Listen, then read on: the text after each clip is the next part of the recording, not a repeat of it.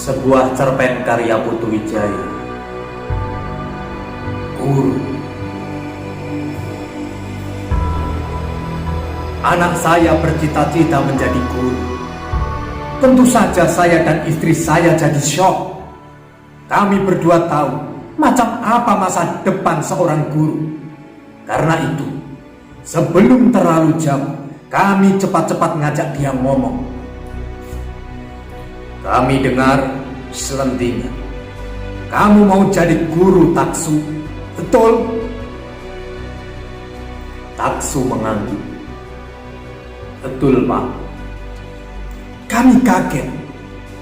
Gila, masa kamu mau jadi guru? Ya. Saya dan istri saya pandang-pandangan. Itu malah petaka. Kami sama sekali tidak percaya apa yang kami dengar. Apalagi ketika kami tatap tajam-tajam. Mata Taksu nampak tenang tak bersalah. Ia pasti sama sekali tidak menyadari apa yang barusan diucapkannya. Jelas, ia tidak mengetahui permasalahannya. Kami bertambah khawatir. Karena Taksu tidak takut bahwa kami tidak setuju. Istri saya menarik nafas dalam-dalam karena kecewa. Lalu begitu saja pergi. Saya mulai bicara belak-belakan. Taksu, dengar baik-baik. Bapak hanya bicara satu kali saja. Setelah itu terserah kamu. Menjadi guru itu bukan cita-cita. Itu spanduk di jalan kumuh desa. Kita hidup di kota, dan ini era milenium ketiga yang diwarnai oleh globalisasi alias persaingan bebas. Di masa sekarang ini, tidak ada orang yang mau jadi guru. Semua guru itu dia jadi guru karena terpaksa, karena mereka gagal meraih yang lain. Mereka jadi guru asal tidak nganggur saja, ngerti? Setiap kali kalau ada kesempatan, mereka akan loncat ngambil yang lebih menguntungkan. Ngapain jadi guru? Mau mati berdiri? Kamu kan bukan orang yang gagal. Kenapa kamu jadi putus asa begitu? Tapi saya mau jadi guru. Kenapa? Apa nggak ada pekerjaan lain? Kamu tahu hidup guru itu seperti apa? Guru itu hanya sepeda tua, ditawar-tawarkan sebagai besi rongsokan pun tidak ada yang mau beli. Hidupnya kejepit, tugas abrek-abrek, tetapi duit mau besar. Lihat, mana ada guru yang naik jagoan? Rumahnya saja rata-rata kontrakan dalam gang kumuh. Di desa, guru juga hidupnya bukan dari mengajar, tapi dari tani. Karena profesi guru itu gersang, boro-boro sebagai cita-cita. Buat ongkos jalan saja kurang. Cita-cita itu harus tinggi, Taksu. Masa kamu mau jadi guru? Itu cita-cita sepele banget. Itu namanya menghina orang tua. Masa kamu tidak tahu? Mana ada guru yang punya rumah bertingkat? Tidak ada guru yang punya deposito dolar. Guru itu tidak punya masa depan. Dunia suram. Kita tidur, dia masih saja utak-atik menyiapkan bahan pelajaran atau memeriksa PR.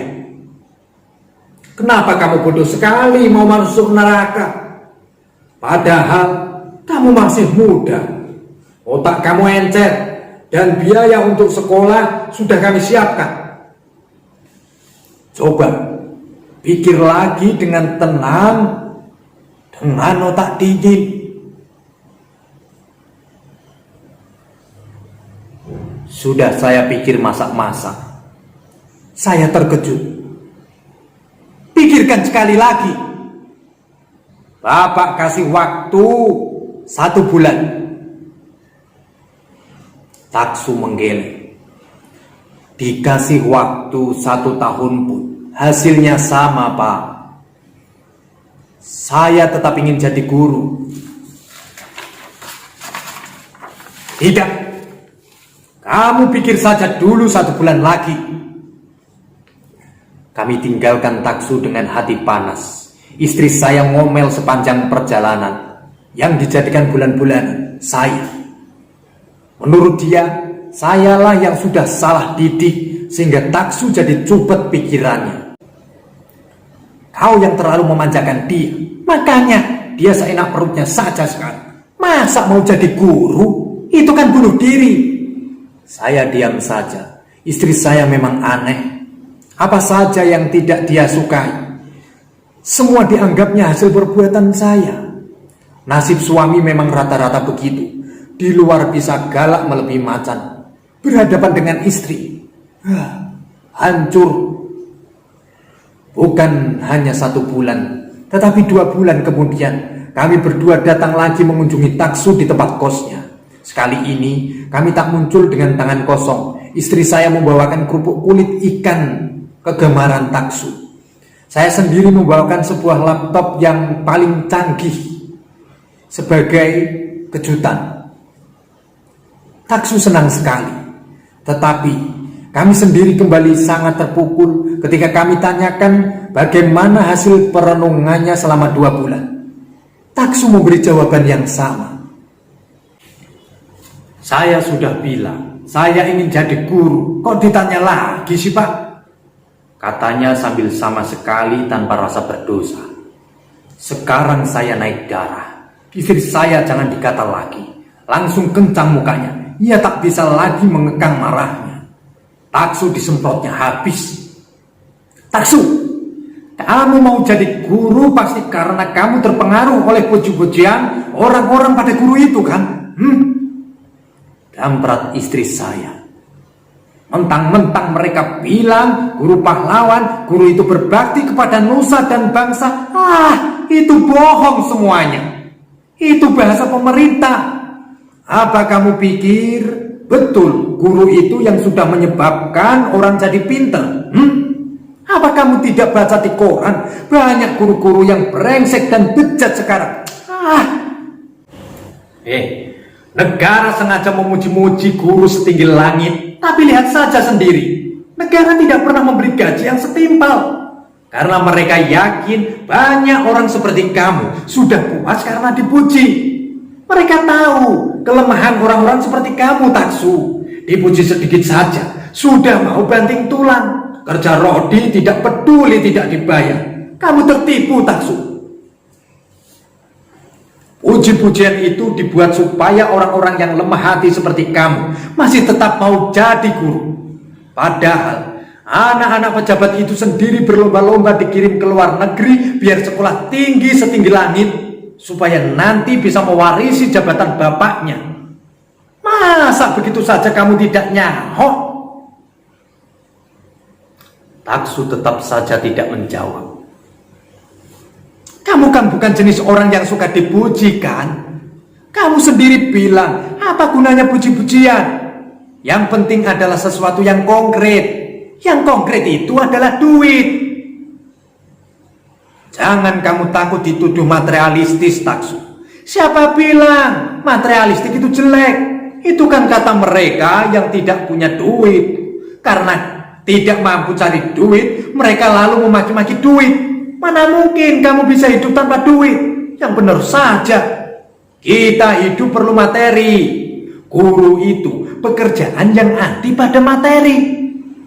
Buat apa kamu menghabiskan hidup kamu untuk sesuatu yang tidak berguna? Paham? Taksu mengangguk.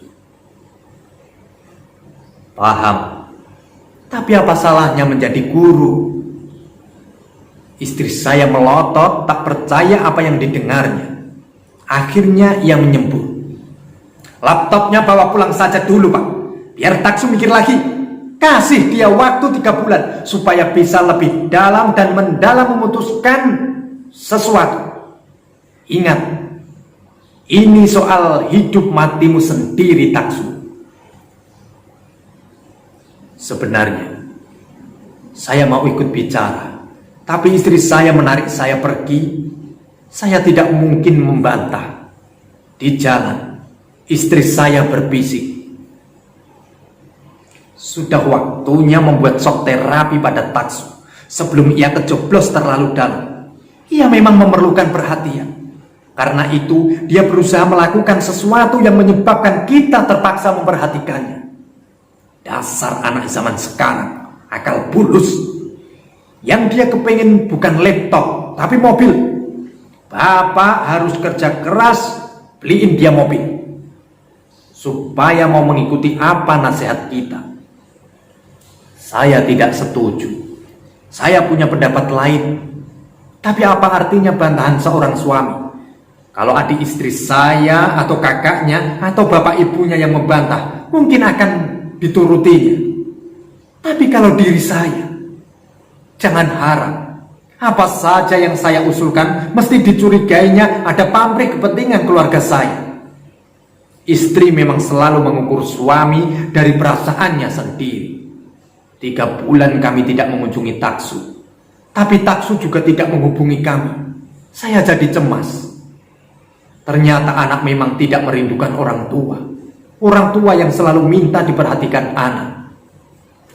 Akhirnya, tanpa diketahui oleh istri saya datang lagi. Sekali ini saya datang dengan membawa kunci mobil. Saya tarik deposito saya di bank dan mengambil kredit sebuah mobil. Mungkin Taksu ingin punya mobil mewah, tapi saya hanya kuat beli mobil murah. Tapi sejelek-jeleknya kan mobil. Dengan bonus janji, kalau memang dia mau mengubah cita-citanya, jangankan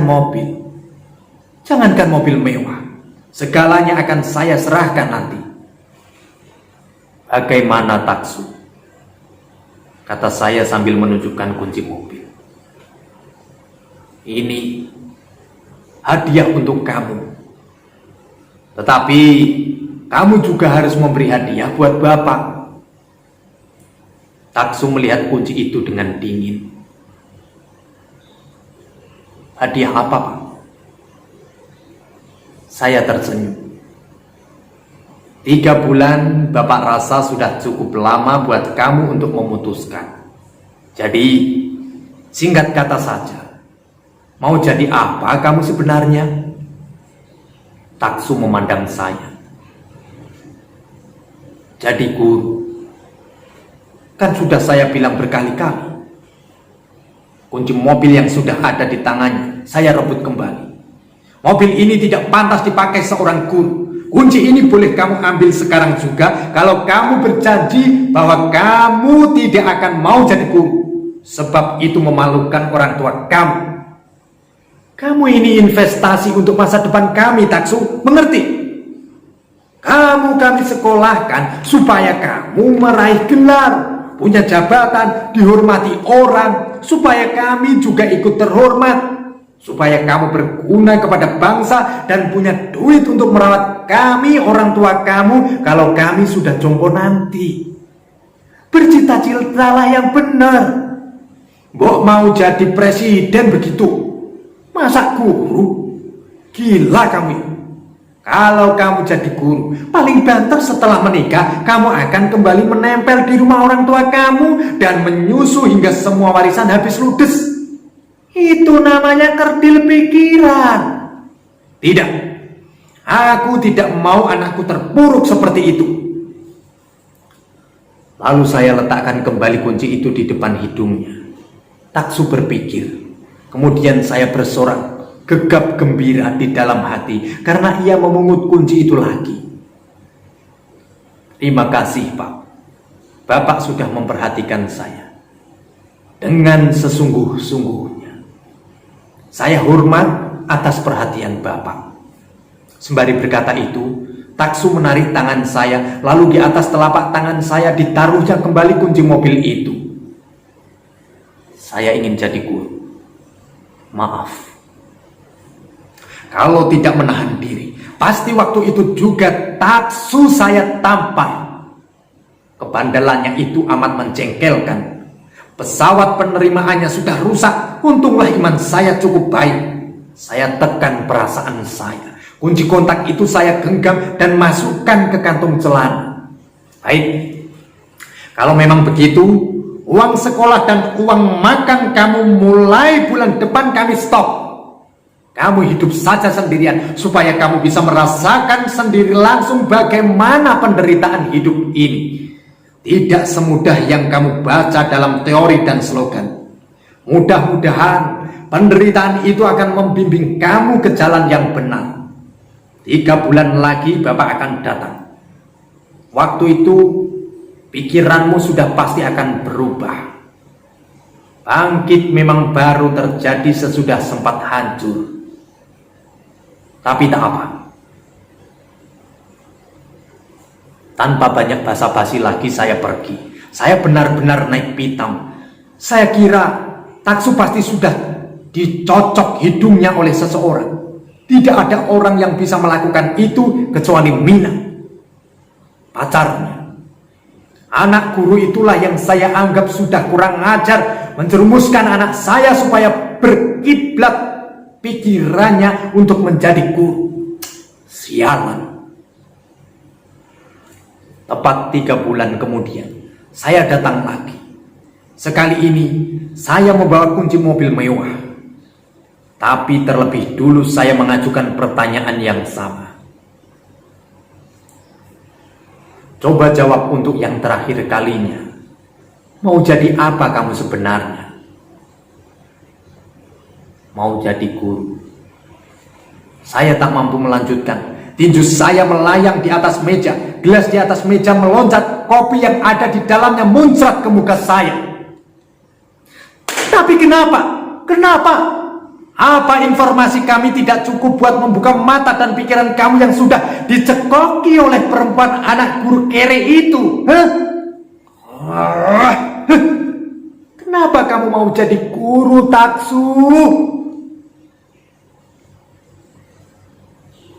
Karena saya ingin jadi guru. Tidak, kamu tidak boleh jadi guru. Saya mau jadi guru. Aku bunuh kamu kalau kau masih saja tetap mau jadi guru. Taksu menatap saya. Apa? Kalau kamu tetap saja mau jadi guru, aku bunuh kau sekarang juga, teriak saya kalap. Taksu balas memandang saya tajam. Bapak tidak bisa membunuh saya. Tidak. Kenapa tidak? Sebab guru tidak bisa dibunuh. Jasadnya mungkin saja bisa busuk lalu lenyap. Tapi apa yang diajarkannya tetap tertinggal abadi, bahkan bertumbuh, berkembang, dan memberi inspirasi kepada generasi di masa yang akan datang. Guru tidak bisa mati, Pak. Saya tercengang. Oh, jadi narkoba itu yang sudah menyebabkan kamu mau jadi guru? Ya, itu sebabnya saya ingin jadi guru. Sebab saya tidak mau mati. Saya bengong. Saya belum pernah dijawab tegas oleh anak saya. Saya jadi gugup. Bangsat! Kata saya kelepasan. Siapa yang sudah mengotori pikiran kamu dengan semboyan keblinger itu? Siapa yang sudah mengindoktrinasi kamu, Taksu? Siapa? Taksu memandang saya tajam. Siapa Taksu? Taksu menunjuk. Bapak sendiri kan? Saya terkejut. Itu kan 28 tahun lalu. Sekarang sudah lain, Taksu. Kamu jangan ngacau. Kamu tidak bisa hidup dengan nasihat yang Bapak berikan 30 tahun lalu. Waktu itu kamu malas. Kamu tidak mau sekolah. Kamu hanya main-main. Kamu bahkan bandel dan kurang ajar pada guru-guru yang datang ke sekolah naik ojek. Kamu tidak sadar meskipun sepatunya butut dan mukanya layu kurang gizi, Tapi itulah orang-orang yang akan menyelamatkan hidup kamu. Itulah gudang ilmu yang harus kamu tempel sampai kamu siap. Sebelum kamu siap, kamu harus menghormati mereka. Sebab dengan menghormati mereka, baru ilmu itu bisa melekat. Tanpa ada ilmu, kamu tidak akan bisa bersaing di zaman global seperti ini. Tahu? 1 jam saya memberi taksu kuliah. Dengan tidak malu-malu lagi, saya seret nama pacarnya si Mina yang mentang-mentang cantik itu. Mau menyeret anak saya ke masa depan yang gelap. Tidak betul cinta itu buta. Kalau cinta benar buta, apa gunanya ada bikini?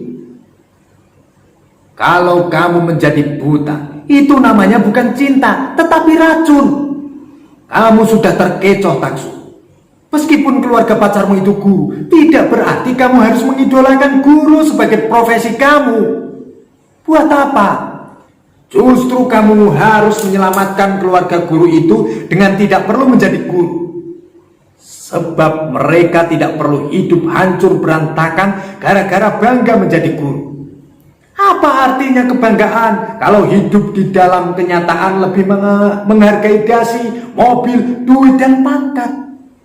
Punya duit, pangkat, harta benda itu bukan dosa. Mengapa harus dilihat sebagai dosa? Sebab itu semuanya hanya alat untuk bisa hidup lebih beradab.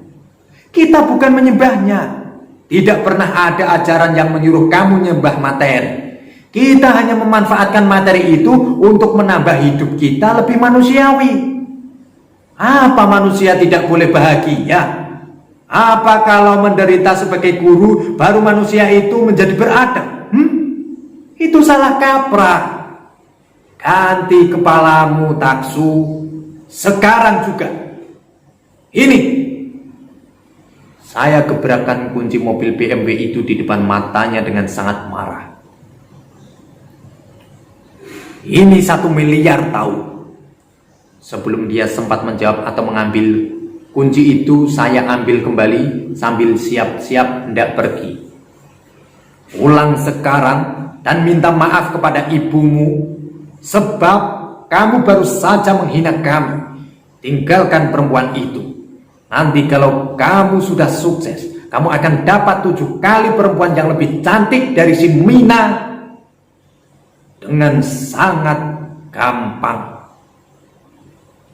Tidak perlu sampai menukar nalar kamu. Tanpa menunggu jawaban, lalu saya pulang. Saya ceritakan pada istri saya apa yang sudah saya lakukan. Saya kira saya akan dapat pujian. Tetapi ternyata istri saya bengong. Ia tidak percaya dengan apa yang saya ceritakan. Dan ketika kesadarannya turun kembali, matanya melotot dan saya dibentak habis-habisan. Bapak terlalu, jangan perlakukan anak seperti itu, teriak istri saya. Saya bingung. Ayo kembali, serahkan kunci mobil itu pada taksu. Kalau memang mau ngasih anak mobil, kasih saja, jangan pakai syarat segala. Itu namanya dagang. Masa sama anak dagang? Dasar mata duitan. Saya tambah bingung. Ayo cepet, nanti anakmu kabur. Saya masih ingin membantah, tapi mendengar kata kabur, hati saya rontok. Taksu itu anak satu-satunya. 11 tahun kami menunggunya dengan cemas. Kami berobat sana kemari, sampai berkali-kali melakukan inseminasi buatan, dan akhirnya sempat 2 kali mengikuti program bayi tabung. Semuanya gagal. Waktu kami pasrah, tetapi tidak menyerah. Akhirnya istri saya mengandung dan lahirlah taksu. Anak yang sangat mahal. Bagaimana mungkin saya akan biarkan dia kabur? Ayo cepat, teriak istri saya kalap. Dengan panik, saya kembali menjumpai taksu. Tetapi sudah terlambat. Anak itu seperti sudah tahu saja bahwa ibunya akan menyuruh saya kembali. Rumah kos itu sudah kosong. Dia pergi membawa semua barang-barangnya. Yang tinggal hanya secari kertas kecil dan pesan kecil. Maaf, Tolong relakan saya menjadi seorang guru. Tangan saya gemetar memegang kertas yang disobek dari buku hariannya itu. Kertas yang nilainya mungkin hanya seperak itu. Jauh lebih berarti dari kunci BMW yang harganya semiliar dan sudah mengosongkan deposito saya. Saya duduk di dalam kamar itu, mencium bau taksu yang masih ketinggalan. Pikiran saya kacau. Apakah sudah takdir dari anak dan orang tua itu bentrok? Mau tak mau, saya kembali memaki-maki Mina yang sudah menyesatkan pikiran taksu. Kembali saya memaki-maki guru yang sudah dikultus individukan sebagai pekerjaan yang mulia. Padahal dalam kenyataannya banyak sekali guru yang brengsek. Pintu kamar tiba-tiba terbuka. Saya seperti dipagut aliran listrik. Tetapi ketika menoleh, itu bukan taksu, tetapi istri saya yang menyusul karena merasa cemas. Waktu mengetahui apa yang terjadi, dia langsung marah dan kemudian menangis. Akhirnya saya lagi yang menjadi sasaran. Untuk pertama kalinya saya berontak. Kalau tidak, istri saya akan seterusnya menjadikan saya bal-balan.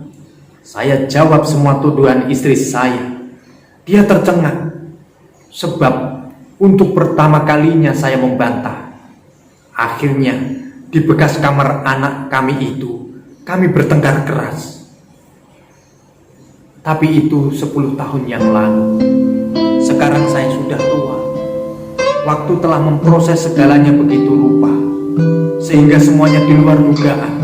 Sekarang taksu sudah menggantikan hidup saya memikul beban keluarga. Ia menjadi salah seorang pengusaha besar yang mengimpor barang-barang mewah dan mengekspor barang-barang kerajinan serta ikan segar ke berbagai wilayah mancanegara.